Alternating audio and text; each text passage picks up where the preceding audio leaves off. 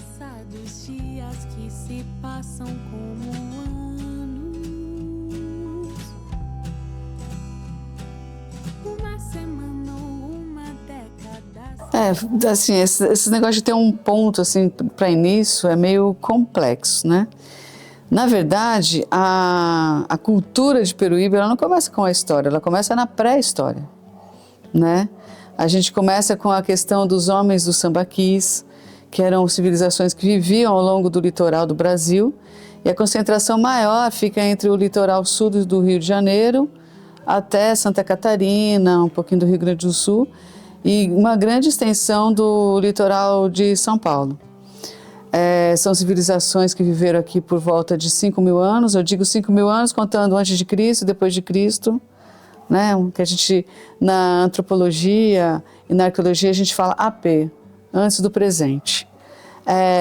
Que são civilizações que já viviam em grupos, eram nômades, tinham por costume construir esses amontoados de conchas, né? E onde eles viviam ali os seus enterramentos. E quando você encontra um sambaqui, é como você encontrar um volume de um livro inédito, porque ali, naquelas camadas estratigráficas, você vai ter capítulos, né, de momentos, então você vai ter vários tipos de enterramento, até chegar na posição da posição fetal, ou seja, com isso, os arqueólogos acreditavam que eles pensavam na vida após a morte, porque quanto mais alto tem, né, mais novo é aquele enterramento. Então eles colocavam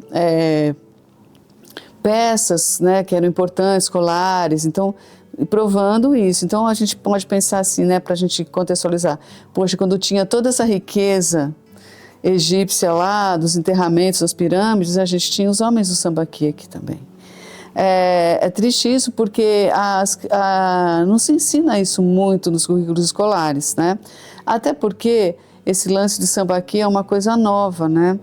Mais ou menos no comecinho do século XX, que começaram a entender que aqueles amontoados de concha não era o mar que tinha chegado ali, eram mesmo civilizações que tinham isso como costume, né? Então há vários estudos agora, né, que coisas que não tinham algum tempo atrás, de pessoas que estudam mesmo, fazem várias pesquisas nessa área da pré-história, que é riquíssima.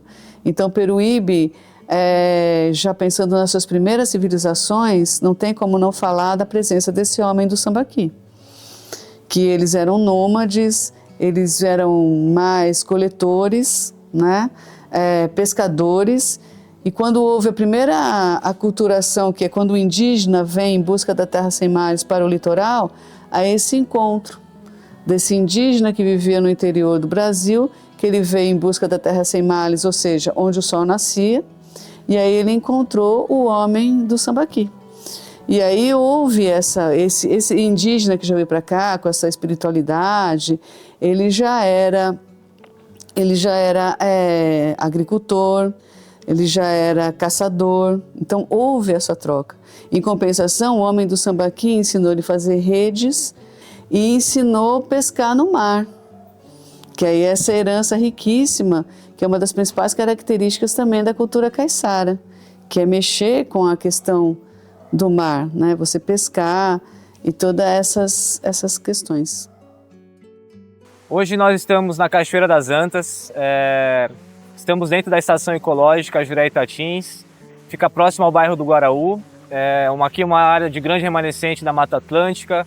Vocês podem ver esse recurso hídrico que é maravilhoso, que é a Cachoeira das Antas. É importante evidenciar também a questão da Mata Atlântica no sentido da desmatação dela, né? O quanto ela vem sofrendo nos últimos anos. E Peruíbe ainda tem uma grande parte da sua vegetação ainda em estado original.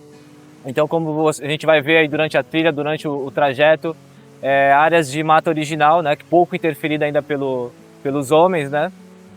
E assim que é o nosso trabalho de monitor ambiental, a gente evidenciar essa conscientização, essa proteção de um dos biomas mais ameaçados da nossa biodiversidade brasileira. As características principais, né, da Mata Atlântica, dentro dela existem vários ecossistemas.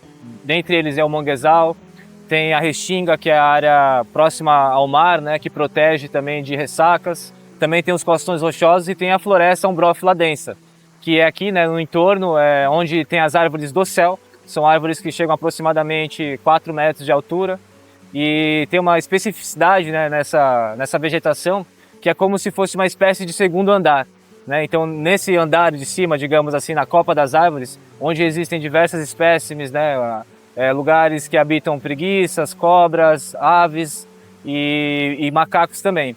Então, todo esse papel do dossel, além de abrigar essas espécies, também tem um papel fundamental na questão da luz solar, não interferir diretamente no solo. É por isso que a Mata Atlântica é uma das regiões mais úmidas que tem, né?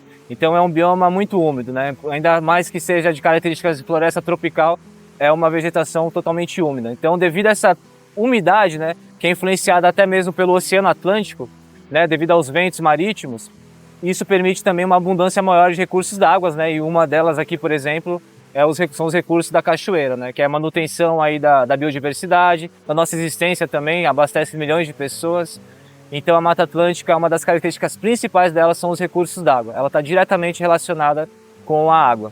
Ela já passou por processo de dematações a nível histórico, né? Começou pelos portugueses no período da colonização, que foi ali o ciclo do pau-brasil, depois teve o ciclo da cana-de-açúcar e também o ciclo do café. Tudo foi diretamente dentro da Mata Atlântica, né? E é importante evidenciar que hoje a Mata Atlântica é o bioma que possui maiores espécies ameaçadas, né? Então, devido a todo esse processo histórico, culminou, né, com a dematação, com a questão da fauna, da flora. E é muito comum a gente ver grandes centros urbanos, como São Paulo, Rio de Janeiro, né, eles ainda se expandirem ainda mais. E essas áreas que elas se expandem, né, que essas grandes cidades se expandem, elas estão dentro da Mata Atlântica. Então, aqui em Peruíbe tem esse diferencial. É uma das poucas regiões aqui do Brasil que ainda se encontra a Mata Atlântica em seu estado original. Aqui, como na Bahia também. Então, de fato, é um diferencial que temos, né? Então, por isso que é importante evidenciar também o papel do monitor ambiental nesse processo de conscientização e também tratar uma relação ali com a natureza mais íntima, né?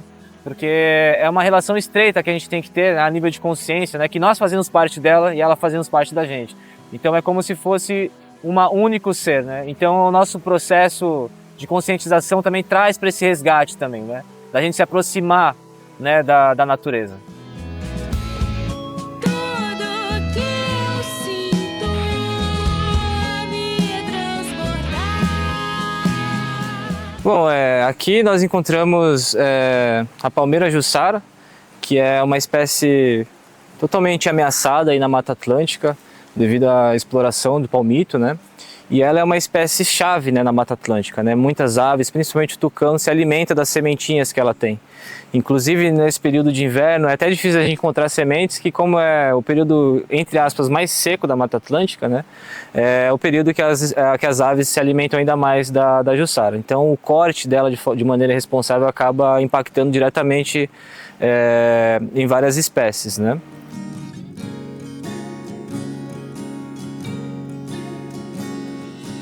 Bom, aqui a gente está na queda das andorinhas, né, popularmente falando. Porém, agora no período de seca do inverno, não tem a queda, né, que fica exatamente aqui.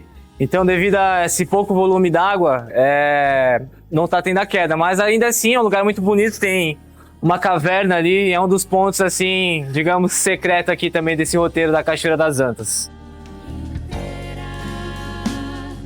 Olha, falar pra você, Peruíbe é um mistério, brother. Eu amo demais essa cidade porque a gente tem situações assim que muitos lugares não tem, né? A gente tem praia, claro, Peruíbe é um top destino de praia, turismo de sol e praia, que é evidente, mas também a gente tem turismo rural. Turismo rural é uma área que a gente pouco fomenta e pouco fala, então tem algumas cachoeiras maravilhosas, a gastronomia é fantástica. Por exemplo, você vai comer um queijo de búfala artesanal, um doce de leite feito ali pelas pessoas do sítio, com leite da vaca. Meu, é fantástico. E é uma área muito pouco conhecida e pouco divulgada aqui em Peruíbe. Então a gente tem desde lá da entrada da cidade à zona rural, vindo para o sentido centro da cidade, a gente passa por sítios arqueológicos como as ruínas da Albarebebê, que é um dos vestígios de uma das primeiras igrejas do Brasil,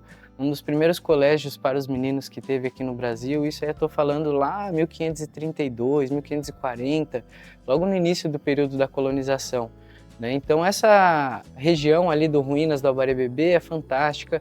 Temos aldeias indígenas com território piaçaguera indígena consolidado, com diversas aldeias. Então Peruíbe realmente é um mistério. Isso eu nem comecei a falar das praias, né? Então tem as praias desertas dentro das unidades de conservação, como a Praia do Arpoador, a Praia Brava, o Juquiazinho, o Secrets, a Praia da Desertinha, a Praia do Caramborê, Barra do Una, diversas praias maravilhosas que são fantásticas, assim, que cada uma tem a sua particularidade. A do Arpoador, por exemplo, ela tem uma cachoeirinha, uma corredeira de água doce no meio da praia. Então, pode pesquisar na internet depois que praia que tem uma cachoeira que você consegue mergulhar, fazer uma piscina ali de água doce para tirar o sal que tem aqui, pesquisa depois. É muito raro de achar isso, é um privilégio que a gente tem. E aí temos as cachoeiras do Paraíso, a cachoeira do Corredeira do Perequê, cachoeira das Antas, cachoeira do Vilão, Gruta das Andorinhas. São diversos atrativos que poucas pessoas conhecem, então eu dei uma lista de vários atrativos que a gente tem, fora os que eu ainda deixei de falar porque é muita coisa. Então Peruíbe realmente é um mistério, a gente tem de tudo. Yurão, para onde tá indo? A gente está chegando agora na Cachoeira do Perequê, um dos principais atrativos de Peruíbe. E num período de inverno, né? Então a gente vai aproveitar bastante, né? Tá bem vazio, dá pra gente explorar bastante as corredeiras e a gente vai fazer uma trilhazinha também para encontrar um lugar secreto também. Simbora lá!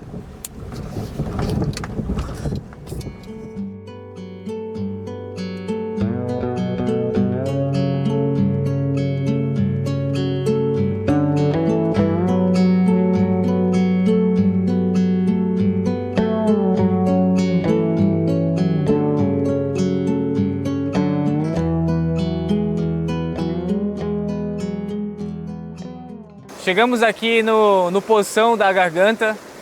Foi uma experiência incrível porque eu também não conhecia esse lugar. Uma das coisas que mais me atrai em Peruíbe é isso, né? A sensação é de que ela é infinita mesmo, né? Sempre tem algo a mais, sempre tem um lugar a mais para se explorar. E a gente acabou conhecendo essa maravilha aqui que é o Poção da Garganta.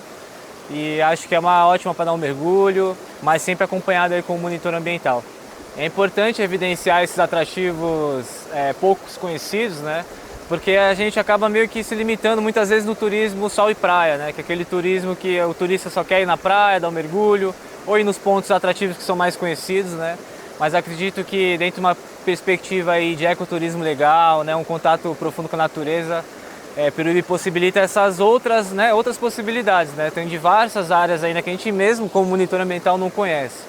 Então acho que isso é um gostinho a mais assim para você conhecer a cidade de Peruíbe, mas, né, com a presença de um monitor ambiental que é fundamental mesmo, né? Porque ali na trilha às vezes tem alguns desafios, né, que tem que ter uma certa experiência. Mas é isso, né? A gente conheceu mais um hoje aqui, que é o Poço da Garganta, mas eu tenho certeza, né, acredito que existam muito mais ainda a ser explorado. Mas aí com aquela consciência ambiental, né, e com todo respeito com a natureza. Não tem como não falar, não adianta você falar só de história. 500 anos, 523 anos chegaram os portugueses. Mas quando os portugueses chegavam aqui, você já tinha culturas riquíssimas. E, aliás, quando o português chegou aqui no litoral, essa civilização sambaqueira já tinha sumido mais ou menos, provavelmente pelas prospecções arqueológicas, por volta de 500 anos já não tinha mais puramente o homem do sambaqui. E sim vários grupos indígenas ao longo do litoral, que também é uma cultura riquíssima, com suas tradições, com sua forma social de viver, religiosa. E aí houve o segundo encontro, né, de aculturação, esse bem mais violento, né, na questão, até porque quando os portugueses chegaram aqui, era aquela riqueza da chamada Idade Moderna, descobrimento, né, e depois, a partir de 1549, já vem com aquela ideia da Contra-Reforma Protestante, né? Já estava a Reforma Protestante, com Martinho Lutero, Calvino, na Europa, e os reis católicos, que coincidentemente era a Península Ibérica, que estava à frente, né, que foram os pioneiros nas navegações, e já tinham com todo esse achamento, né, prefiro falar assim, Porque não foi nada descoberto. Foi achado nova terra, foi achado um novo... que coisas também que há estudos que já tinham vindo outras pessoas para cá, como os chineses no século XV, até mesmo os fenícios, né? Mas isso aí é outra história, outros estudos, outras pesquisas, né? E pessoas com mais propriedade que eu para falar sobre isso, porque tem estudos paralelos em relação a isso. Mas o que eu posso afirmar mesmo é a questão da Contra-Reforma, que foi esse projeto dos Reis Católicos, né? Portugal e Espanha, com os jesuítas, que foi uma ordem que era relativamente nova, foi criada em 1534 por um ex-soldado, que é Inácio de Loyola, e com homens intelectuais da época, né? A maioria deles fizeram universidade. Por exemplo, Manuel da Nóbrega mesmo, ele queria ser professor, né, nessas faculdades, mas ele era gago. Então falaram, não, a gente tem uma missão para você, tal. Então ele foi o primeiro provincial a vir para cá. E aí veio o Leonardo Nunes, que para a nossa história ele é bastante interessante, porque Leonardo Nunes, ele veio com a missão, né, forte. Ele também tinha feito faculdade lá, ele nasceu em São Vicente da Beira, olha a coincidência.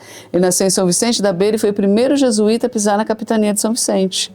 E quando eles chegaram aqui em 49, 50, já havia a divisão das capitanias hereditárias, né? Já tinha feito. E aí ele veio para cá e encontrou vários núcleos, porque o litoral paulista é extremamente rico na questão da história. Agora já partindo da história, né? Nessa questão do aldeamento, há uma possibilidade de que as ruínas do Abarebebê tenha sido um dos primeiros aldeamentos do Brasil. Aldeamento é diferente de aldeia e diferente de vila. O aldeamento era justamente esse local dessa conversão, né, desses planos da Contra-Reforma Protestante.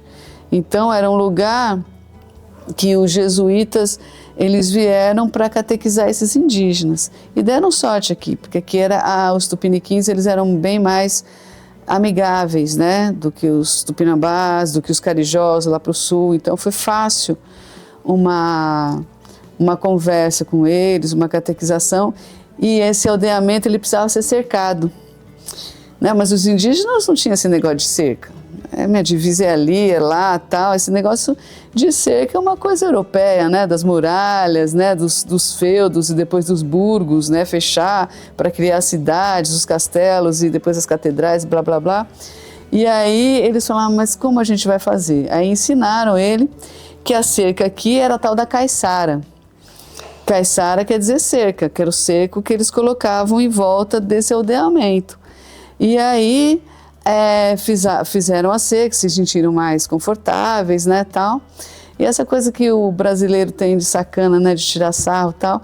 Os indígenas que não se deixaram catequizar, ou não quiseram, tal, passavam em frente daquela cerca e tinha os indígenas lá que estavam sendo catequizados e falavam, olha lá o caiçara. Olá, o caiçara, ou seja, olha lá aquele que mora atrás da cerca, né? E aí você começa todo um trabalho, né, que não foi fácil. Assim, estou resumindo o resumo do resumo, né? Mas tem muita pesquisa por aí, tem muitas outras questões. Estou falando da coisa levinha, né? Porque não foi leve assim. Né? A gente sabe que não foi nada leve e não foi nada fácil, né?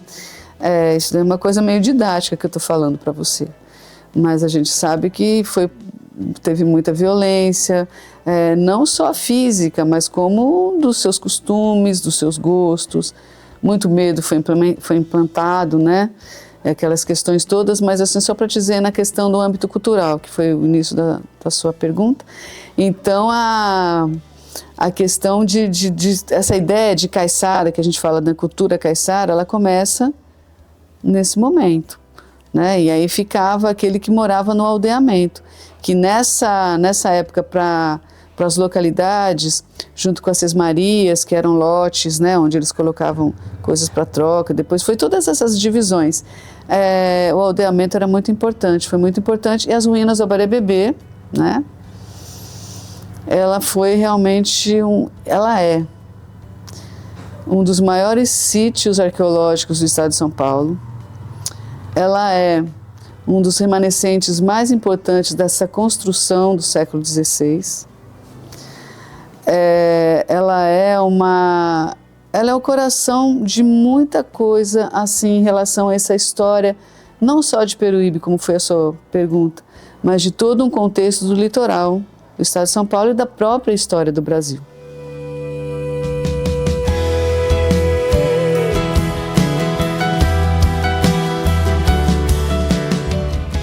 Bom, pessoal, estamos aqui na Praia do Arpoador, que fica dentro do Parque Estadual de Tinguçu. O Parque Estadual de Tinguçu tem uma curiosidade, ele tem 5 praias magníficas igual essas, preservadas, 100% desertas, que vale a pena você conhecer. Quais são? Praia do Guarauzinho, essa é a Praia do Arpoador, Praia de Parnapuã, Praia Brava e Juquiá. Essa Praia do Arpoador é preferida e escolhida pelos turistas porque aqui tem uma corredeira de água doce com o nome Cachoeira d'Água Fria. Então, curioso, porque poucos lugares do planeta Terra têm água doce assim de frente para o mar. É um lugar excepcional, cercado por vegetação de Mata Atlântica, vegetação costeira. É um local incrível.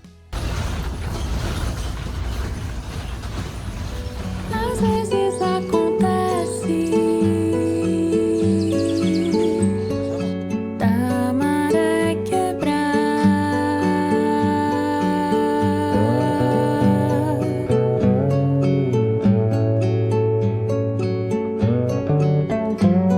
a onda se mistura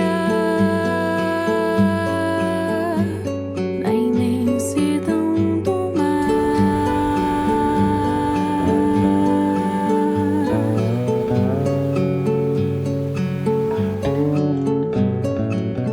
Nós estamos na Barra do Una, aqui precisamente é o último bairro, né, da cidade de Peruíbe, do município, e também é o limite também da Baixada Santista. Atravessando o rio Una já é Iguape, né, que seria a região do Vale do Ribeira.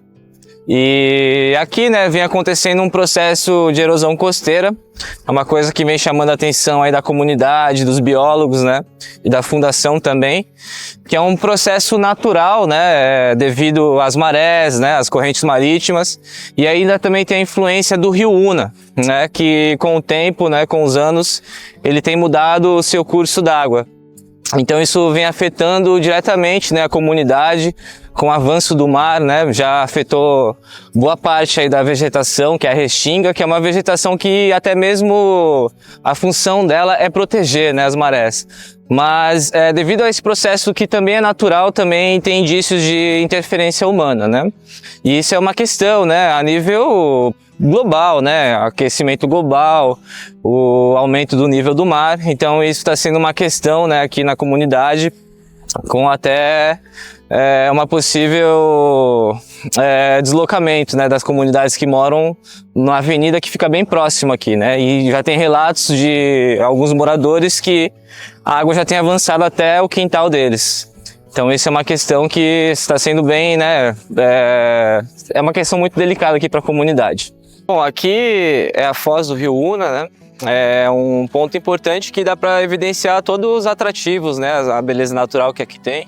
Evidencia tanto o manguezal, evidencia também os morros, a parte, né, da vegetação nativa encontrada e também a restinga, né? Que com o tempo ela também vem diminuindo, né? Devido à ação da erosão costeira, né? Ao avanço da maré. E outra coisa que é fundamental falar também é sobre a categoria de unidade de conservação, né, que com os anos, né, foram motivos de diversos conflitos, né, da comunidade, né, da Barra do Una. Na década de 80 foi então criada a Estação Ecológica, que é uma categoria de unidade de conservação que não permite a presença de moradores, e isso foi motivo de muita resistência, muito embate, né, da comunidade em relação ao governo, né? Mas em 2013 foi criada então a Reserva de Desenvolvimento Sustentável, que é uma categoria, né, de unidade de conservação que contempla, né, os moradores, né, a presença deles, né, o plano de manejo também, e isso também acabou potencializando o próprio turismo de base comunitária. Aqui nós estamos num ponto limite, né, da cidade de Peruíbe, né, e atravessando o rio já é o município de Iguape, e aquela parte, né, já é uma estação ecológica.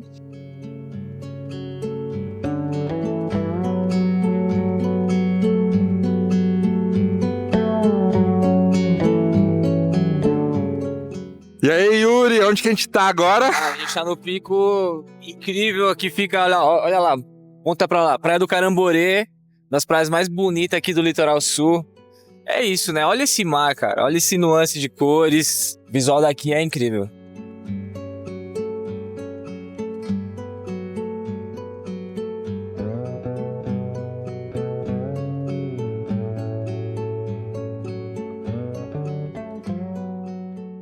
Estamos aqui com o Pio, fandangueiro, com a sua viola branca, trazendo aí um pouco da música caiçara, muito forte na cultura e a coisa mais linda também. Essa violinha aqui, ela tem, na realidade, ela tem uma importância muito grande dentro da cultura caiçara, entendeu? Tanto ela funciona como uma diversão do povo caiçara, como também moeda de troca, né? Por exemplo, se fazia um mutirão, se fazia qualquer evento religioso que tivesse, ou festas comemorativas, por exemplo, carnaval, Páscoa, essas coisas, você comemorava com a viola, que essa aqui é a viola branca, né? Que é essa aqui que a gente está tocando agora. Ou viola iguapense também, pode ser conhecida como viola iguapense também, né? Viola branca e iguapense é a mesma coisa, né? Então, dentro da cultura caiçara, quando se trata de eventos, de diversão, essa aqui é a primordial. Ela é exclusiva para os fandangos? Exclusiva? Não é exclusiva para fandango. Ela pode ser usada na folia de rei, pode ser usada na folia de bandeira, né? Na alvorada, né? Pode ser usada no fandango mesmo, né? Porque o fandango ele não é só aquilo que a gente conhece, que é o bailado. O fandango é muito mais do que isso, entendeu? Né? Tem aí vários ritmos, né, do fandango, né? Que muitas pessoas nem sabem, nunca ouviram, não conhecem, né? Se fala do fandango e se conhece o fandango com o bailezinho, o bailado mesmo, né? Mas não é só isso, tem muito mais do que isso, né? Por isso que fala assim que para ser mestre tem que conhecer tudo isso.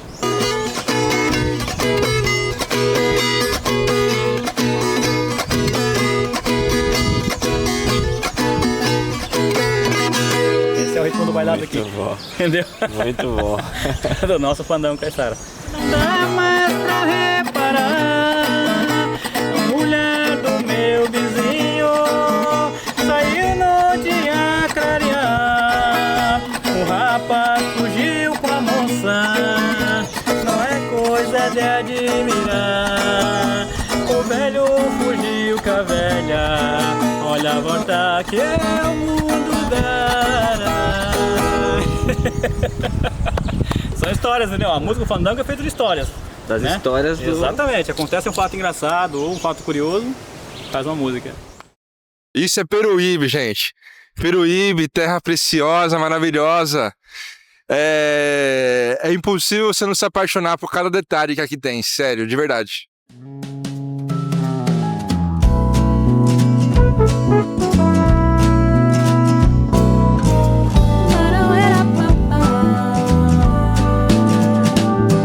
Se o meu patrão é a autossabotagem, como é que eu vou saber?